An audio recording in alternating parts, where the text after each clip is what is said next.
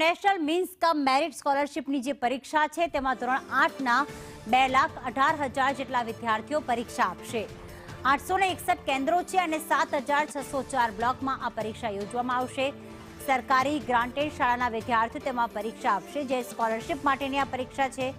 National means કમ merit સ્કોલરશિપની પરીક્ષાનું આયોજન કરવામાં આવ્યું છે, જેમાં ધોરણ 8ના લગભગ 2,13,000 જેટલા વિદ્યાર્થીઓ પરીક્ષા આપશે। 2,18,000 જેટલા વિદ્યાર્થીઓ પરીક્ષા આપશે।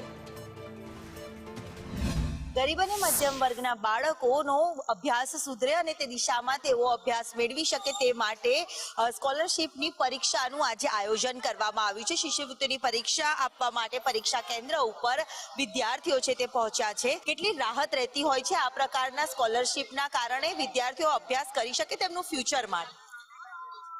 NMMS ની જે પરીક્ષા છે એ બાળકો માટે આર્થિક સહાયરૂપ તો બને જ છે, પ્લસ એમને જે ભવિષ્યની અંદર બીજી આ પ્રકારની પરીક્ષાઓ આવે છે એના માટે પણ એ લોકો અત્યારથી તૈયાર થઈ જાય છે।